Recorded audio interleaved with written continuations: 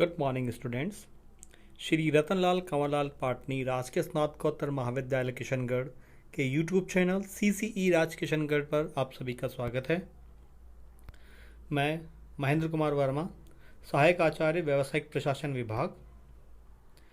Students, आज हम BCom part 3 के paper first principle of marketing विपणन के सिद्धांत में उत्पाद पहचान तथा विक्रयोपरांत सेवा product identification and after sale service पर डिस्कशन करेंगे। स्टूडेंट, उत्पाद पहचान का मतलब अगर हम सामान्य शब्दों में समझें तो उससे है कि कोई भी संस्था या का जो प्रोडक्ट है उसको हम आसानी से पहचान सकें। सभी संस्थाएं अपने उत्पादों की पृथक पहचान बनाना एवं बनाए रखना चाहती है ताकि उनके ग्राहक उसी पहचान को ध्यान में रखकर उत्पादों को बिना किसी भ्रम एवं संदेह के क्रय कर सके। अतः सभी संस्थाएं यह प्रयास करती हैं कि उनके उत्पादों की पहचान हेतु समुचित ब्रांड, ट्रेडमार्क, पैकेजिंग आदि हो, यानी कि वो उसे आसानी से अपने उसको पहचान सकें कि ये ब्रांड या ये जो उत्पाद है कौन सी कंपनी का या कौन सी फर्म का है या किस चीज़ से, ये वस्तु से ये रिलेटेड है। ब्रांड एक विस्तृत शब्द है जिसमें कोई भी वह क्रिया एवं उपाय सम्मिलित है जिससे उत्पाद की पहचान करवाई जाती है। या हम दूसरे शब्दों में बात करें तो वह कोई भी उपाय या तरीका जो उत्पाद को पहचानने में सहायक होता है ब्रांड कहलाता है।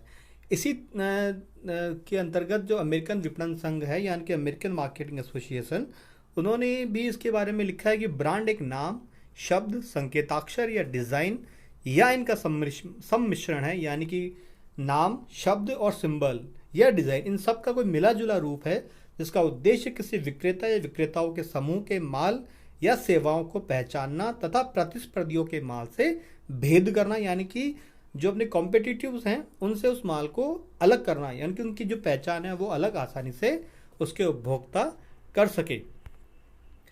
अब अगर हम बात करें ब्रांड की विशेषताओं के बारे में, तो विशेषताओं में है ब्रांड किसी भी उत्पाद का पहचान चिन्ह है, मतलब जिससे उस उत्पाद की आसानी से पहचान की जा सकती है। ब्रांड कोई भी नाम, पहचान चिन्ह, संकेताक्षर, संख्या, प्रतीक, चिन्ह आदि कोई भी हो सकता है। जैसे नाम के अंतर्गत आप देख सकते हैं Pond's, Colgate, Gillette, old spice, Bata, Tata, Surf, Raymond, ये सब ऐसे नाम हैं जिनको आप भली भांति जानते हैं और इनका नाम आप सामान्यतः सुनते भी रहते हैं।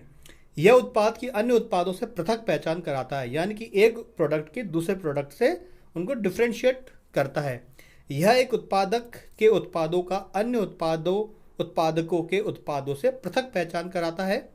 यह किसी उत्पाद की छवि या उसके व्यक्तित्व को प्रकट करता है, यानी जैसे अगर आप मारुति का नाम लेते हैं तो आपके उसके लिए एक अच्छी कार वाली कंपनी की छवि बनती है। जैसे आप नाइकी का नाम लेते हैं तो एक अच्छे फुटवेयर बनाने वाली कंपनी की इमेज आपके मन मस्तिष्क में बनती है।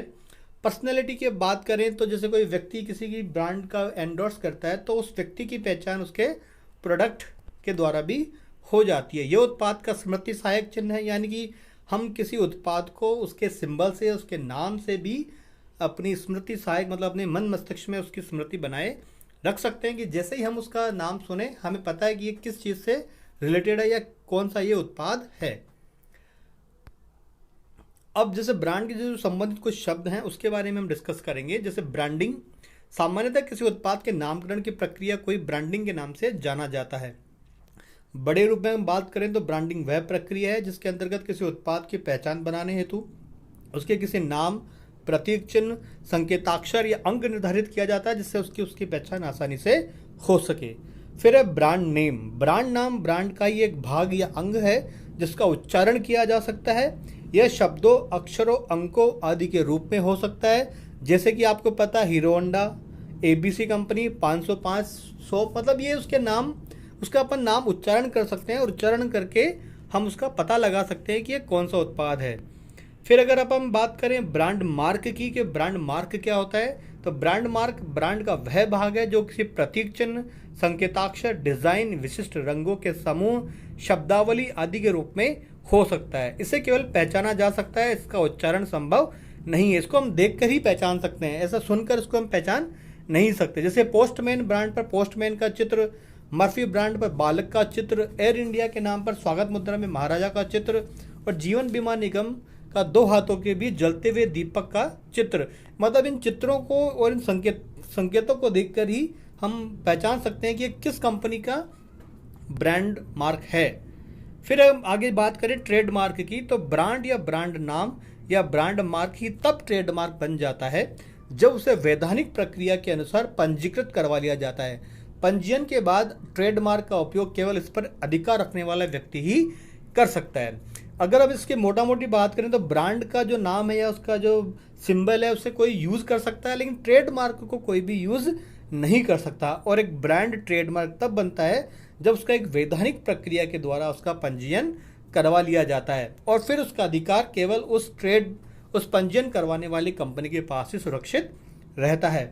अमेरिकन विपणन संघ ने इसके बारे में कहा है कि ट्रेडमार्क एक ब्रांड है जिसे वैधानिक संरक्षण दिया जाता है क्योंकि कानून के अंतर्गत इसे पूर्ण रूपेण एक ही विक्रेता के लिए निर्धारित कर दिया गया है, क्योंकि कानून के द्वारा उसको पंजीकृत करके एक ही कंपनी या एक ही फर्म उसको अपने विक्रेता के लिए यूज कर सकती है और पर्टिकुलर उसी के द्वारा उसकी भविष्य में उसकी पहचान होती है। ऐसे बहुत से है जैसे कि नाइकी का एक राइट का निशान है, रिबॉक का है, बहुत से ऐसे निशान है, मारुति है, जो भी उनकी ब्रांड है उनको आप ट्रेडमार्क के रूप में उसको आप आसानी से उसका पहचान कर सकते हैं और उस ब्रांड को या उस ट्रेडमार्क को केवल वही कंपनी इस्तेमाल कर सकती है। अगर कोई दूसरी कंपनी या दूसरे व्यक्ति उसके को इस्तेमाल करता है तो उसको कानूनी रूप से उसको सजा का या दंड का भागी माना जाता है।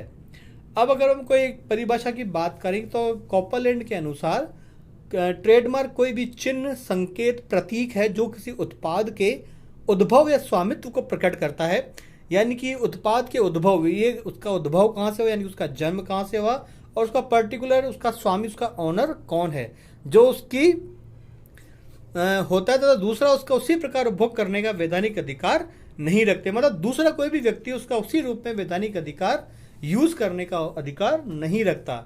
इस प्रकार हम ये कह सकते हैं कि ट्रेडमार्क भी एक ब्रांड ही है जिसका उपयोग करने का केवल उसी व्यक्ति या संस्था को अधिकार होता है जिसने विधान के अनुसार उसका पंजीयन करवाकर वैधानिक संरक्षण प्राप्त कर लिया। यानी कि कोई भी कंपनी अपने ब्रांड को नियमों के अनुसार कानूनी रूप से पंजीयन करवाकर उसका वैधानिक संरक्षण प्राप्त कर सकती है। ट्रेडमार्क भी शब्द, अक्षर, चिन्ह, प्रतीक या अंक आदि के रूप में हो सकता है या जिसका प्राय उच्चारण भी किया जा सकता है, जिसमें चित्रयुक्त डिजाइन भी सम्मिलित है और जिसका वर्णन आगे भी हम कर सकते हैं। अब अगर हम बात करें कि भारत में इसकी क्या व्यवस्था है, तो भारत में ट्रेडमार्क के पंजीयन की व्यवस्था है। इस हेतु भारत सरकार ने trade and merchandise mark act यानी कि trade and merchandise mark act 1958 बनाया है। इस अधिनियम की धारा 11 तथा 12 में ट्रेडमार्क के पंजीयन की कुछ शर्तें दे रखी है। इन शर्तों का पालन करते हुए कोई भी व्यक्ति या संस्था अपने ब्रांड या ट्रेडमार्क का पंजीयन करवा सकती है। अगर कोई भी व्यक्ति कोई ऐसा काम करता है, मतलब ऐसी चीज बनाता है, तो उसको भी वो अपने उसका पंजीयन करवा के अपने पास उसका अधिकार सुरक्षित रख सकता है। अब जो ट्रेडमार्क पंजीयन की कुछ जो शर्तें हैं वो शर्तें इस प्रकार हैं। जो भारत के ट्रेडमार्क का जो एक्ट है, ट्रेड एंड मर्केंटाइज एक्ट, उसमें ये शर्तें दे रखी हैं। जैसे पहली जो शर्त है वह ट्रेडमार्क धोखा देने वाला या संदेह उत्पन्न करने वाला नहीं होना चाहिए। यानी कि ट्रेडमार्क जो उसके उपभोक्ता हैं या जो आम पब्लिक है उसको धोखा देने वाला, संदेह में रखने वाला नहीं होना चाहिए। फिर यह देश के राज नियम के विरुद्ध नहीं होना चाहिए, यानी कि उसे देश के राज नियम के विरुद्ध कुछ ऐसा प्रतीत ना हो कि उसे देश की छवि खराब हो या देश की छवि विश्व स्तरीय पर कुछ खराब हो। तीसरा है, ये अपमानजनक या निंदाकारक नहीं होना चाहिए।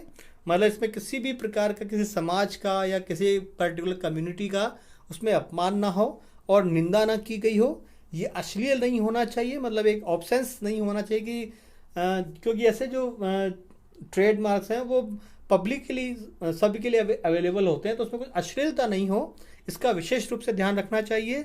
यह नागरिकों की धार्मिक भावनाओं के विरुद्ध नहीं होना चाहिए क्योंकि और ये विद्यमान ट्रेडमार्क के समान नहीं होना चाहिए कि ऑलरेडी कर कोई ट्रेडमार्क किसी ने रजिस्टर्ड करवा रखा है किसी पर्टिकुलर नाम, संकेत, अक्षर को, तो सेम पर्टिकुलर उसी से मिलता जुलता हुआ ट्रेडमार्क नहीं होना चाहिए, आपको उससे कुछ डिफरेंट करना पड़ेगा। इन सभी शर्तों को जब आप पूरा कर लेते हैं तब आपका जो ब्रांड है उसको ट्रेडमार्क के अंतर्गत पंजीयन करवा दिया जाता है और उसके अधिकार आपके पास में सुरक्षित रहते हैं कि आप ही जो उसका ट्रेडमार्क का पंजीयन, मतलब ब्रांड का जो पंजीयन करवाता है ट्रेडमार्क के रूप में, वही व्यक्ति या वही संस्था उसका अपने फाइनेंशियली बेनिफिट या अपने लाभों के उद्देश्यों को पूरा करने के लिए उसका प्रयोग कर सकती है। ये भारत में जो पंजीकृत ट्रेडमार्क का है उसके अंत में आपने बहुत सी बार देखा होगा कि एक छोटे सर्कल में आर यानी कि रजिस्टर्ड शब्द लिखने की परंपरा है, जिससे कि ये पता चल सके कि इस ब्रांड को किसी ने अपने नाम से ट्रेडमार्क के रूप में पंजीयन करवा रखा है, कोई उसकी कॉपी ना करे। अगर कोई कॉपी करेगा तो वह दंड का भागी होगा। आज के इस वीडियो में इतना ही। नेक्स्ट वीडियो में हम ब्रांड और ट्रेडमार्क के अंतर और उसके कुछ विशेषताएं और उसके उद्देश्यों के बारे में अध्ययन करेंगे। धन्यवाद।